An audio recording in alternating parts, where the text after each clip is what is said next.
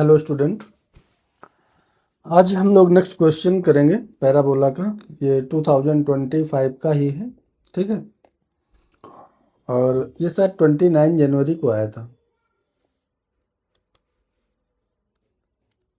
29 जनवरी shift 2, ठीक है, 2025।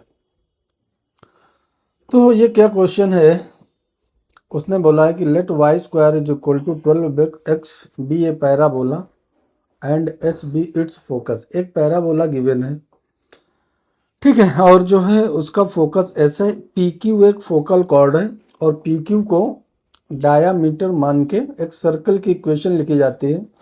वो सर्कल की इक्वेशन ये गिवन है 64x square plus 64y square minus alpha x minus 64√3y and this is equal to beta. ये उस सर्कल की इक्वेशन गिवन है हमको, ठीक है। तो और उसने क्या दे रखा है, S P dot S Q is equal to 147/4। S P dot S Q this is equal to 147/4, ये दे रखा है। इन दोनों बातों का यूज करते हुए हमको निकालना है अल्फा और बीटा। तो कोई बात नहीं, कर लेंगे, है ना। पहले तो इस सर्कल को थोड़ा सिस्टमेटिक फॉर्म में लिखें तो क्या हो जाएगा, x square plus y square minus alpha upon 64x और -√3y and minus beta divided by 64, this is equal to 0। ये हमारे पास सर्कल की इक्वेशन होगी, ठीक है। तो इस सर्कल का जो सेंटर होगा वो हम निकाल सकते हैं।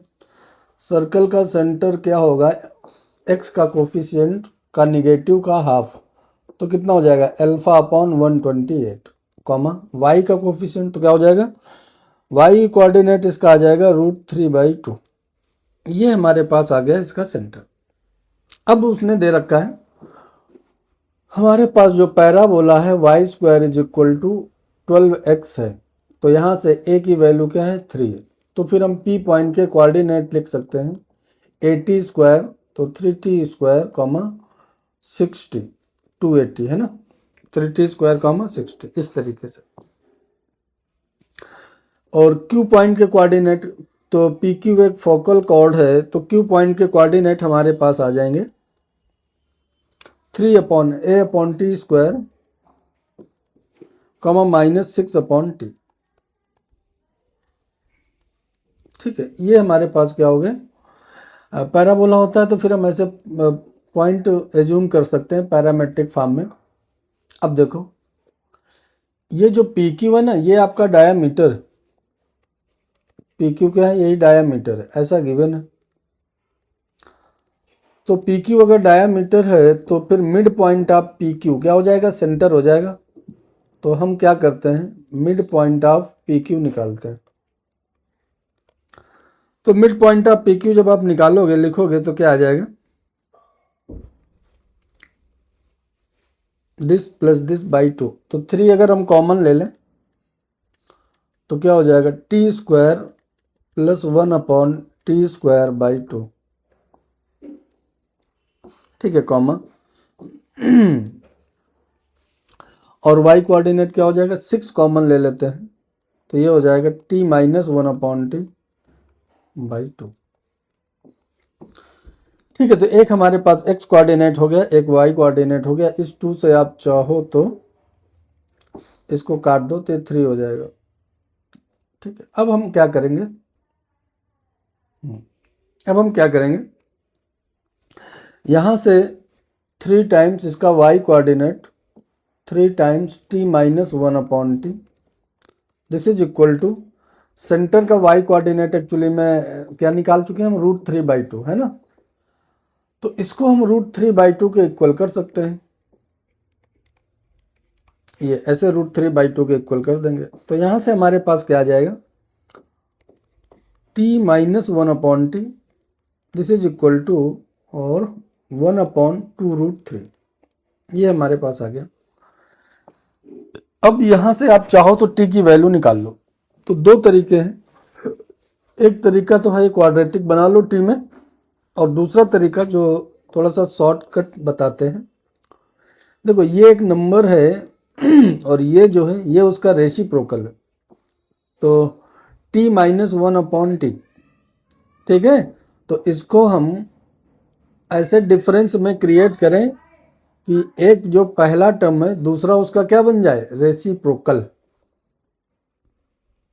अच्छा, ऊपर क्या है 1, तो 1 को आप लिख लो 4 माइनस 3 अपॉन 2√3।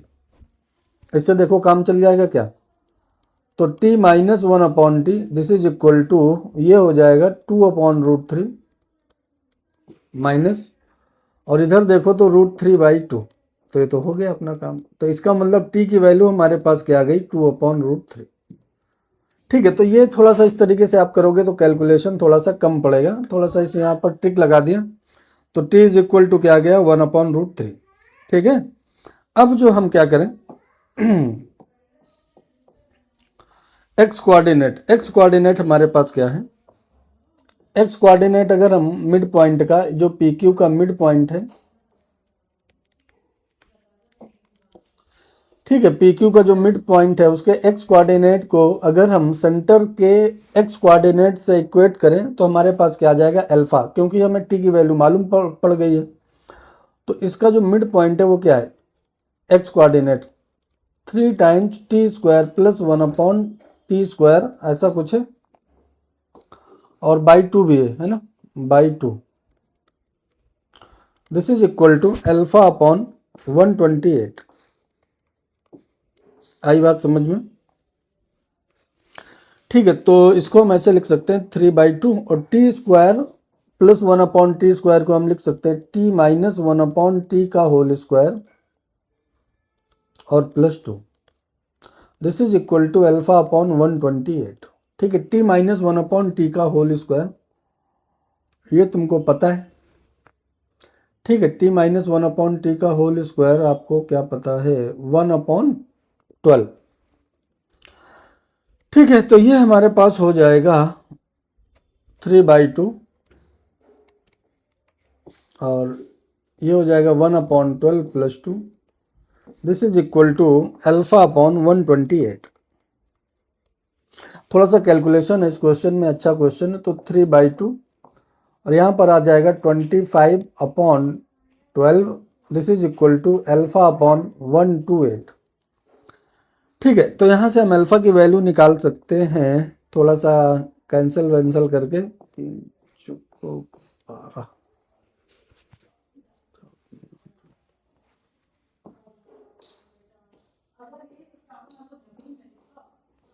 12 8।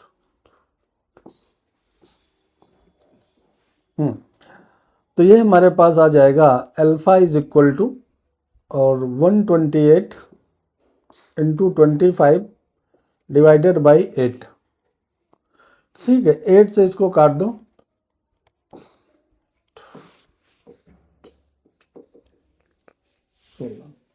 तो अल्फा की वैल्यू हमारे पास आ जाएगी 400। ठीक है, अल्फा क्या आ गया हमारे पास 400। अब हमको क्या करना है, अब हमको निकालना है बीटा की वैल्यू। ठीक है, तो बीटा की वैल्यू हम कैसे निकाल सकते हैं,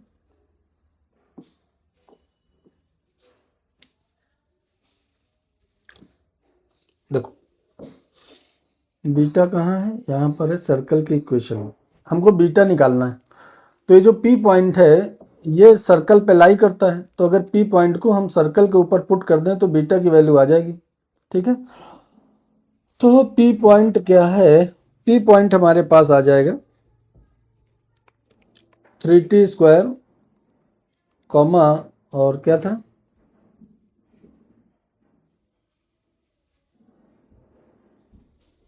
16। ठीक है, और t की वैल्यू क्या है, t की वैल्यू है 2/√3।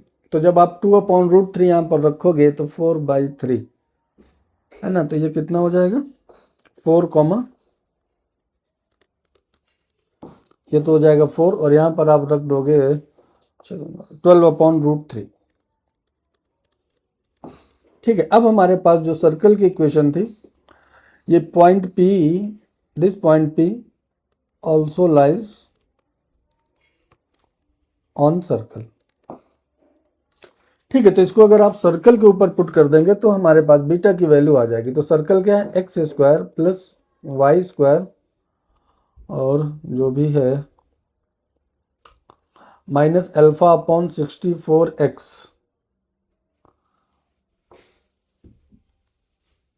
माइनस अल्फा अपॉन 64x और शायद माइनस √3y और minus beta upon 64, this is equal to 0। एक बार चेक कर लेते हैं। ठीक है, ठीक है, तो यहाँ पर हम अल्फा एक्स की वैल्यू क्या रख देंगे, एक्स की वैल्यू रख देंगे 4। तो 4 का स्क्वायर कितना हो जाएगा 16 प्लस वाई का स्क्वायर तो 12 144/3 माइनस अल्फा की जगह क्या लिख दोगे 400 अपॉन 64 और एक्स की जगह लिख देंगे 4 माइनस √3 और वाई की जगह लिख देंगे 12 upon √3 minus beta upon 64, this is equal to 0। ठीक है, तो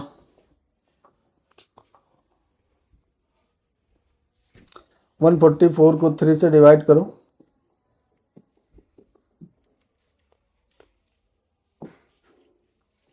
16 प्लस 48 माइनस, और इसको जो है लिख देते हैं 1600 डिवाइडेड बाई 64। ये √3 से √3 कट जाएगा तो कितना हो जाएगा माइनस का 12 और minus beta upon 64, this is equal to 0।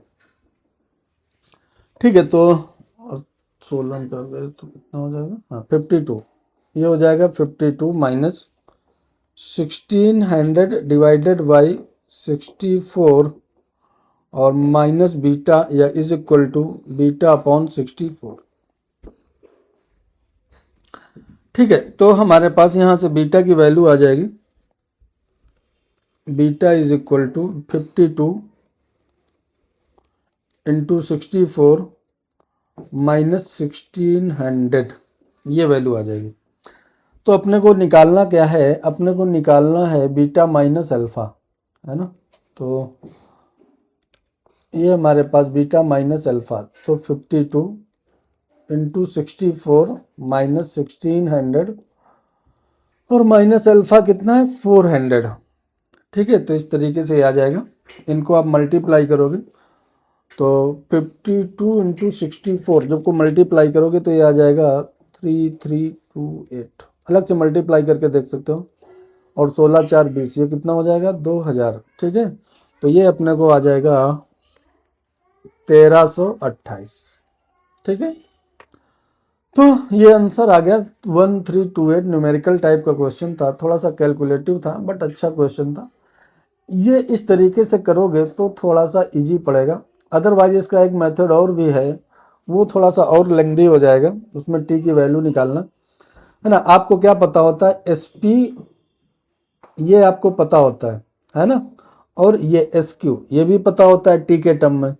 तो दोनों का प्रोडक्ट आप 147/4 कर दोगे तो उससे ये निकल आएगा, लेकिन वो थोड़ा सा लेंथी पड़ेगा तो उसको हम डिस्कस नहीं कर रहे हैं। आप चाहें तो डिस्कस कर उससे कोशिश कर सकते हैं। ठीक है, तो ठीक है, बस यहीं तक।